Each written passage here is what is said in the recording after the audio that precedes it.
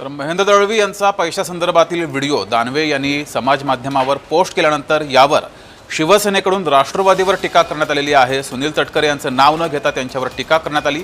रायगडमधीलच एका व्यक्तीने हा व्हिडिओ दानवे यांना दिलेला आहे अशी टीका झाली। यावर राष्ट्रवादीचे सुरज चव्हाण यांची प्रतिक्रिया समोर आली आहे। त्यांच्यासोबत बातचीत केली आहे आमचे प्रतिनिधी शुभम उमाळे यांनी। पाहूया। राष्ट्रवादी काँग्रेस पक्षाचे युवा अध्यक्ष आहेत सध्या आपल्यासोबत सूरज दादा आहेत। सूरज दादा, थेट तटकरेंवर आरोप केले जात आहेत, कुठेतरी आपली चूक झाकवण्यासाठी असं होत आहे का?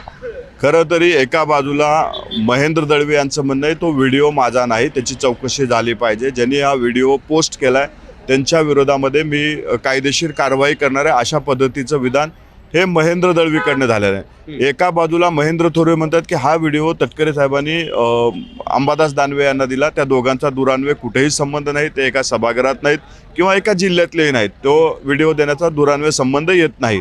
परंतु ज्या पद्धतीनं महेंद्र थोरवे म्हणतायत की तो व्हिडिओ तटकरे साहेबांनी दिला थोरवे म्हणजे दळवी साहेबाला बदनाम करण्यासाठी, ह्याचा अर्थ काय होतो की तो व्हिडिओ महेंद्र दळवी यांचाच आहे हे थोरवे सांगतायत।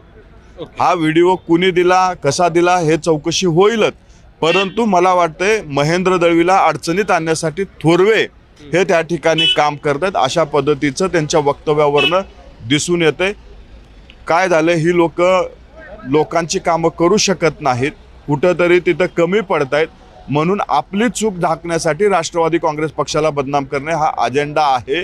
ही लोक महायुतीमध्ये राहून दोस्तीत कुस्ती करण्याचं काम सातत्यानं करत असतात। एकनाथ शिंदे साहेबाला विनंती आहे की ह्या जोडीला आवरा, नाहीतर आमच्या भाषेत उत्तरं द्यायला लागले तर यांना अडचणी येतील, हे तोंड दाखवायला सुद्धा बाहेर राहणार नाहीत। व्हिडिओ जर्नलिस्ट मनोज सोलंकी सोबत मी शुभम उमाळे, जय महाराष्ट्र न्यूज, नागपूर।